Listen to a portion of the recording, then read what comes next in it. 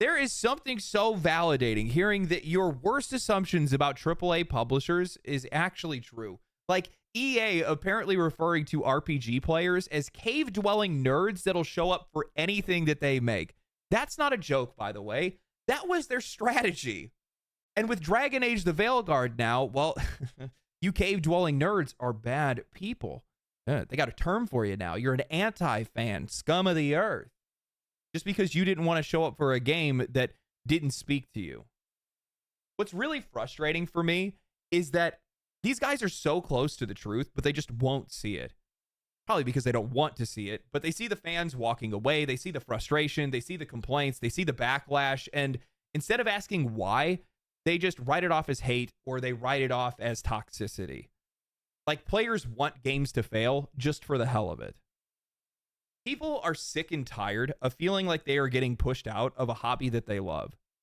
They are sick and tired of being insulted for wanting a game to represent the name that's behind it. They keep wanting to act like it's the audience that's changed and not these games. EA is going through it right now. Dragon Age the Veilguard flopped catastrophically. Apex Legends is swirling the drain right now. They're having issues over there. They have had more layoffs, more game cancellations, yet we still have people that want to point the finger at the audience and say they are the problem here. So today what we're going to do is we're going to talk about the industry's exhaustion with players that want to see games fail for absolutely no reason at all, apparently. Big changes going on at EA and what these companies really think of you.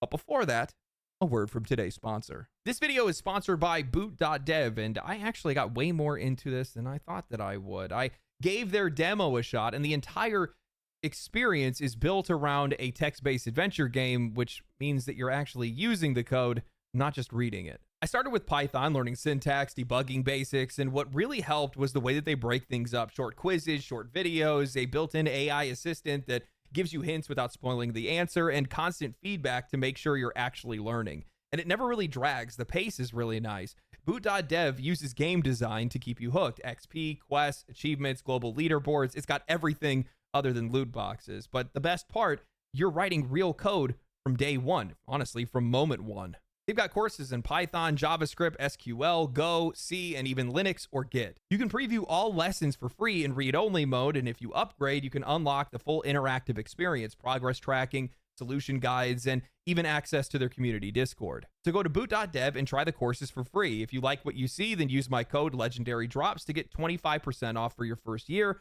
on an annual plan. Thank you to boot.dev for sponsoring today's video. Now, I think that most of us have always had a creeping suspicion about how AAA executives really view their audiences. We joke about it, we speculate, we'll spin up some of our own theories, but every so often, someone from the inside always says the quiet part out loud, and it's somehow way worse than you would have expected. In the ongoing crash out around Dragon Age the Veilguard, former BioWare lead writer David Gator gave an interview to Games Radar that offers us a rare glimpse into just how out of touch these companies actually are. In an article titled, this is so good, by the way, Dragon Age Maestro says EA spoke about a hypothetical nerd cave full of diehard RPG fans who would always show up so you didn't have to try to appeal to them. The article reads, a Dragon Age veteran says that EA liked to refer to a cave where RPG fans who could be trusted to buy anything that the genre threw at them would dwell. Speaking with Games Radar Plus, BioWare veteran David Gator explained that before he left BioWare, his taste had become somewhat old-fashioned in EA's eyes. I was very vocal on the Dragon Age team, he says. I was always trying to push for our traditional mechanics, and that wasn't very welcome in the EA sphere. He said that EA considered those mechanics, the kind that shaped Dragon Age Origins, to be slow and cumbersome rather than the actiony and slick presentation that the studio was being pushed toward. That meant that Gator's views were often not very welcome despite his long tenure at the studio and work on many of its most famous RPGs. That was partly because he says EA didn't think that the traditional RPG audience was one worth focusing on. He claims that overseers referred to the mechanics being pushed as in the cave. The cave, he explains, was where nerds went. The nerds were in the cave. You made an RPG, and the nerds in the cave would always show up for an RPG because it was an RPG. That devotion to their genre in EA's eyes meant that you didn't have to worry about the nerds. You didn't have to try to appeal to them. You had to worry about the people who weren't in the cave, which was the audience they actually wanted, which was much larger. Yeah, that didn't work out all that well for you, did it? It is hard to believe how arrogant this mindset is. The idea that your existing audience somehow doesn't matter, that they'll just show up no matter what and you don't need to appeal to them. This is so disrespectful and so backwards. No wonder players today are saying that AAA games are getting worse and developers aren't listening to them. It's quite literally their strategy. That is not how you grow. That is not how any successful industry treats its customers or thinks about its customers. Imagine if Mustangs became minivans, McDonald's sold tofu cubes instead of fries, or Disney World turned into an art museum. You're supposed to build outward from your base. Use the trust and consistency that you have earned to reach new players. That's how communities grow. That's how momentum works. You don't scrap the foundation, you expand on it. But what EA is describing is the opposite. You're chasing customers that you don't have while you're pushing away the ones that you do, prioritizing this theoretical market over the real one that you've already built. And when that new crowd doesn't show up, you're going to be left with nothing because, well, the people that would have carried your game are already gone. That's the part that never adds up for me. Serving your audience and expanding it are not competing goals. They are the exact same goal. You serve the audience so that you can expand it. But I guess when you're chasing record profits every year, a loyal fan base just becomes a static point on a graph to these people. You know, suddenly everything starts to make sense here. I have been struggling to figure out why these companies act blindsided when their games flop. People are confused about Avowed, they're stunned by Assassin's Creed Shadows, shocked by Dragon Age the Veilguard, but from where I'm standing, and probably where anybody else is who didn't buy those games, the answer couldn't be any more clear. The core audience was not respected. The games or the studios changed. They didn't show up. Simple as that. That's the pattern. That's what nobody at the top seems willing to admit. And it blows my mind that these guys cannot see what is sitting right in front of them, because in that same interview that they openly admit that they saw EA talking about nerds in a cave as a built-in audience that they didn't have to worry about, Gator then pivots to talking about anti-fans, people who root for games to fail well before they launch. In an article written by Steve Bonifield, a PC gamer, titled, "They are very determined suddenly to see your game fail," former Dragon Age writer calls out anti-fans who bet on games failing before launch.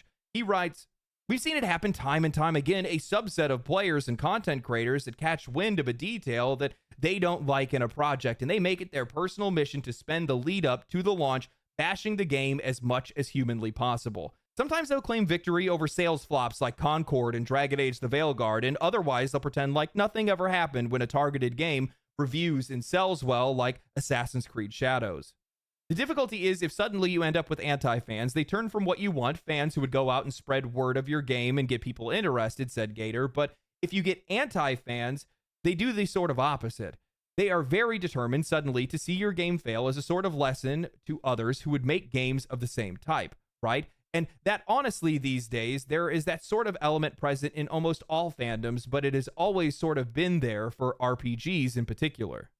Gator went on to explain that he's seen fandom culture exacerbate the problem. More and more fandoms are making the things that they are fans of integral to their identity. And if it's integral to their identity, anything that affects it insults them, he said. So they are so invested in making it what they imagine that, like I said, if they turn into an anti-fan, suddenly their personal investment is seeing that fail, or seeing the developers who made that decision punished. What Gator is describing here is not some sort of sudden cultural phenomenon. It is not new. It is the inevitable byproduct of a decade spent taking your audience for granted. These anti-fans that he's calling out, they didn't start that way. These were regular players, supporters, people that used to show up early, buy in early, give benefit after benefit after benefit of the doubt until they couldn't anymore. What are players supposed to do when the studio behind a franchise that they love no longer makes the thing that they actually love? What happens when a publisher sees loyalty not as something to be rewarded, but as something to be exploited? You get resentment, you get skepticism, and you start to see people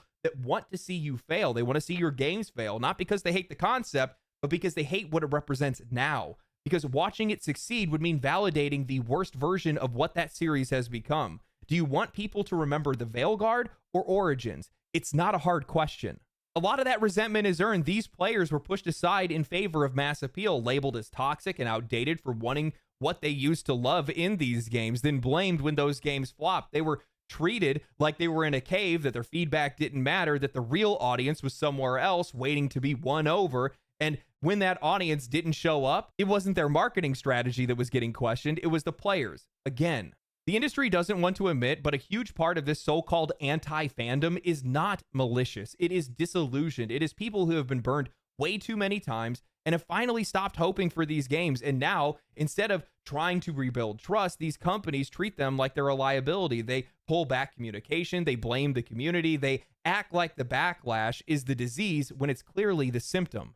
This entire idea that every fandom is too self-invested, too reactionary, or too fragile, maybe, I could probably see that in some cases, but the part that nobody wants to talk about is how this happened. It wasn't because people started building identities around these games, it's because studios started stripping out the identity from their games themselves. And when you remove the soul of a series, the only thing that you're going to have left is its name, and when that name doesn't deliver, yeah, people are going to take that personally, because at this point, it is personal. I mean, IGN just published a piece on Dragon Age the Veilguard, talking to one of their voice actors who had said that she was absolutely devastated by the backlash. Not disappointed, not surprised. Devastated by the backlash. She said that she thought that this was just BioWare being more BioWare, a line in and of itself that tells you everything that you need to know. But what really stands out is how she framed the player's response. She said that a lot of people kind of wanted to see it fail, or wanted to see BioWare fail, either because they are really bad people on the internet. And that is the moment that this conversation dies. Not because players aren't angry, they definitely are, but this isn't hate, it's projection. It's players drawing a line and saying, you lost us. And instead of listening, the response is always to label them as bad faith actors and close the door. And IGN, they ran with it. They didn't question the framing. They didn't push back. They turned it into another culture war headline, as if the only reason that this game stumbled was because of bigots and trolls. Never mind the poor writing, the brain-dead combat, the flat characters outside of maybe two. Never mind the studio's own handling. Never mind the audience that they've spent a decade pushing out. You know, it's actually funny, and it goes to show how lopsided this industry is, but the article actually includes a character tier list, except the lowest rating that you can give a character is a B. You literally cannot criticize this game, not even hypothetically. This is what happens when companies and media stop asking what went wrong and start asking who to blame. And right now, they're blaming the audience. Again, Dragon Age gained its popularity through its mechanics, its narrative, and its mature themes. But slowly, over the years, they chipped away at everything that was Dragon Age and then turned it into a game with brain-dead action combat and bad writing. Of course the players turned against you. Of course they hate the game, and they hate you for it because you used them to try to get to somebody else. They weren't worth anything to you anymore, and you ruined something that they love. How is that a foreign concept? I don't understand how a single one of these companies has not figured this out yet. It is fine for these games to change and evolve, but you have to respect the core audience. They have to be held sacred. You are nothing without these guys. Final Fantasy is another great example of this. I loved Final Fantasy 16. I even enjoyed Final Fantasy 15. But those games struggled to meet whatever their sales targets were because they left the core audience behind, a core audience that still exists.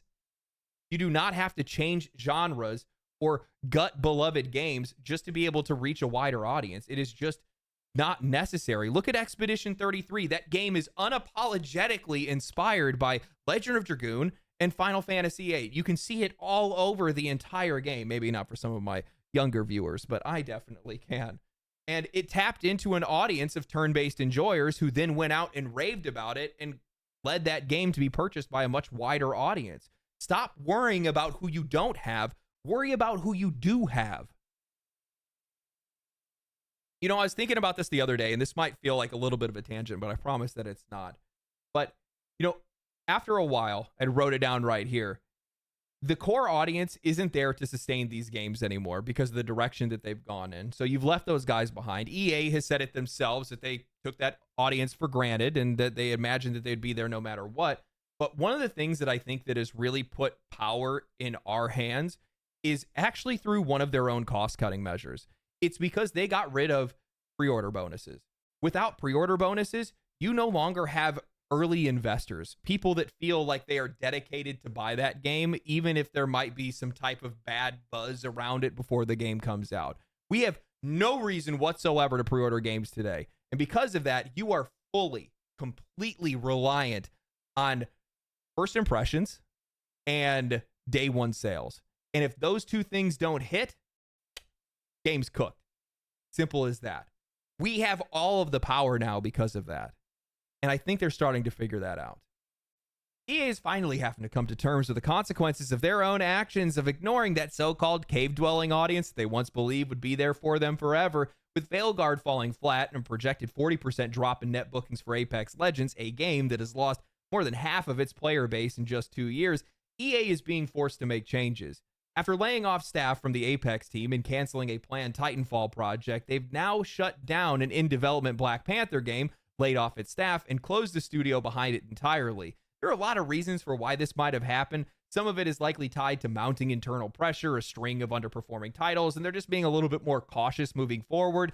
Maybe the game wasn't coming together in the background. Maybe the writing leaned in the same direction or the same themes that players have been rejecting from games like Dragon Age the Veilguard. We've seen this kind of thing happen before. WB's Wonder Woman game ran into similar issues. But more broadly, I think that superhero games just aren't really landing anymore. Outside of Spider-Man, they've either been outright bad like Marvel's Avengers or quietly solid but commercially invisible like Guardians of the Galaxy. But I think a lot of this is just more tied to people just not really being all that interested in Marvel content anymore.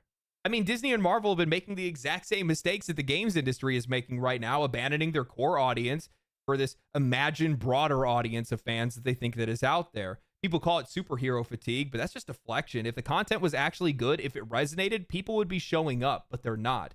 The newer Marvel shows and movies just aren't connecting, and the brand is failing. The strategy is basically the exact same. Prioritize everybody except the people that made you popular in the first place, and then pay the price when nobody shows up for it. Marvel movies used to be global events. Now the conversation is about how badly they're going to butcher the next character, show, or movie. Things have gotten so dire for these guys that they're pulling the Robert Downey Jr. ripcord, floating the idea of him coming in as Doctor Doom just to be able to jolt the brand back to life.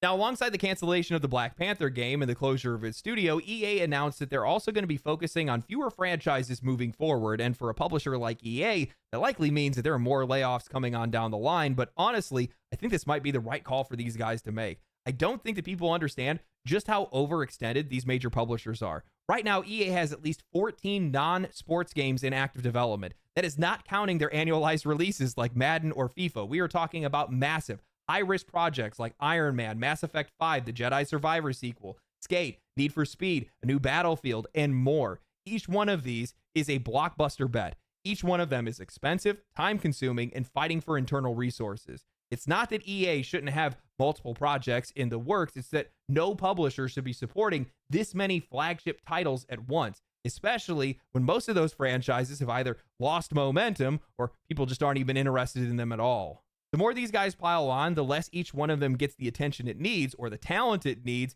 to be able to see these games fully realized. Now, I've criticized other publishers, Ubisoft in particular, for leaning too hard on a few core franchises, Assassin's Creed, Far Cry, Rainbow Six. I've said that they should diversify, experiment, give their developers some room to make something new. But there's a line between creative variety and overcommitment. There's a difference between building a slate and throwing everything at the wall. That's the trap that EA has walked into. They have greenlit way too many projects, chasing way too many markets, convinced that they can engineer success through volume, and now they're pulling back. Not because they've learned anything, but because, well, the economics of it all caught up to them. Beyond that, I've talked about this in length in some of my videos talking about video game pricing, but there is a bigger structural issue that is looming for publishers like EA, and it has nothing to do with talent or budget. It's just saturation. These companies are spreading themselves way too thin, pumping out massive title year after year, all the while trying to convince us that it is a must-have. No, every single one of them is a must-have, but the truth is, they are flooding a market that is already underwater. Some of these games are going to launch within months of one another, and sure, some of these guys are going to try to say that they're aimed at a different audience, but let's be real, there's going to be some overlap. Players who would have normally bought all of these games, they won't buy any of them because either they can't afford it or they're just locked into something else. We are drowning in games right now, and to make matters worse for them, month after month, we keep seeing these unexpected games that break through.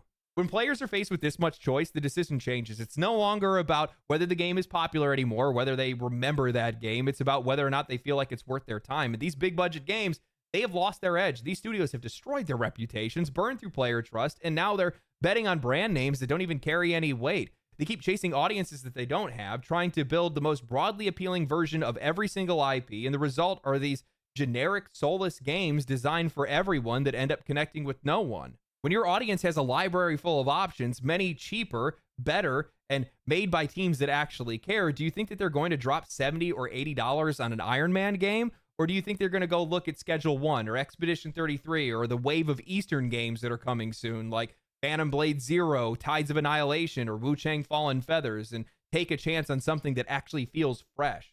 This industry used to ask itself, what will people play? Now it needs to start asking, what is worth playing? Because right now, players have a lot of answers, and most of their games aren't a part of it.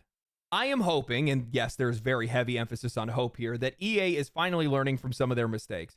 They hold some of the most iconic IP in the industry, and they have some of the best talent in the industry, but they have spent the last decade chasing vapor instead of players. If this move to consolidate resources and scale back production is a sign that they are ready to refocus on the actual audiences rather than theoretical ones, then maybe we might see something worth salvaging. Two games stand out as potential turning points for this company: Mass Effect 5 and the next Battlefield. From the outside looking in, both projects seem like they're getting the time, resources, and leadership that they actually need. And more importantly, they appear to be aimed at the players who kept those franchises alive. Before Veilguard even released, the director of Mass Effect 5 came out to clarify that their team was not going to follow the same tone or aesthetics. That was clearly a preemptive move meant to create some distance between the two titles before backlash hit in full force. Kind of makes me feel like they knew what was coming before it even happened. Whether or not that actually translates into something substantial, we're going to have to wait and see, but at least it shows some level of awareness for what their audience does and doesn't want. Battlefield, on the other hand, is going much further. After the disaster that was 2042, which now only hovers at around 6,000 players on Steam and is effectively just a dead game now, EA has completely overhauled its development approach. Instead of fragmenting the work across a bunch of disconnected teams, they are unifying their efforts. DICE is going to be the one handling the core systems, the class design, destructibility, moment-to-moment gunplay, while some of the other studios are going to be tackling the campaign, map creation, and more finer details. It's a more focused, structured setup that actually plays to each one of these studios' strengths rather than spreading everybody thin.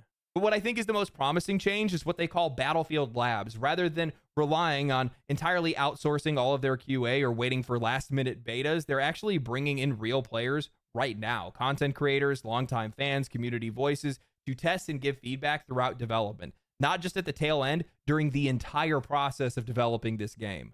This is something that I think should have been a standard years ago, because with live service games, waiting into the end to figure out what players want is just a recipe for disaster. Too often we see devs guessing, throwing out systems and content that they think might work, only to be met with backlash and disappointment. Battlefield Labs is the first real sign that EA might be done guessing. And if that ends up being true, they might actually have a shot at turning things around. I know that I shouldn't be optimistic. It's the worst thing for me to be, but I've been hearing some rumblings about the new Battlefield game, and I've heard Bad Company tossed around. I've heard BF3 and BF4, and if that ends up being the case, we might actually have a heater on our hands, and I really hope that ends up being the case, because we need people to shift away from Call of Duty, and we need to shift towards more higher quality and just better military first-person shooters. This is coming from somebody that is a massive fan of those kind of games, and I'm really hoping that this game turns out to be good. But with a lot of the things that I've heard and the way that they've been handling it, I feel like I can be a little optimistic with it at the very least. But when I sit here and I unload on these AAA publishers and these studios, I think that one thing gets lost is that I want them to fail. I genuinely want them to fail, because it's the only language that these companies understand. You have to hit their books. If you don't hit their paychecks, they're not going to hear what you have to say.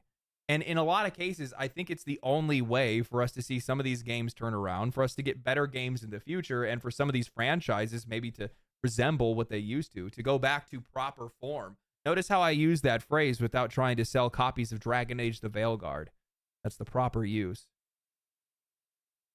You know, I don't think that I'm alone in saying this, but in a lot of cases with many of these games, I would much rather see them flop and disappear rather than have to watch EA basically just drag Dragon Age back out into the daylight like it's Weekend at Bernie's and pretend like it's still a game worth playing anymore. You know, when I played Mass Effect Andromeda, I was just like, why?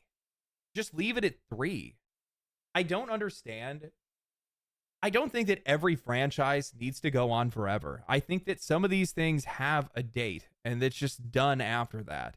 And sometimes there's things that these companies will leave off in the distance and they'll never bring back, and they definitely should. Legend of Dragoon, specifically, only. And Bloodborne too, I guess, but mostly Legend of Dragoon for me. But I think a lot of these companies have to kind of make a choice at one point in time.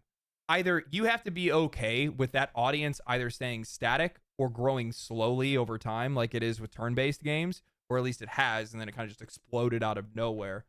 Or you have to be okay with letting them go. And I think in a lot of cases, there's a lot of franchises that are out there that just need to be let go.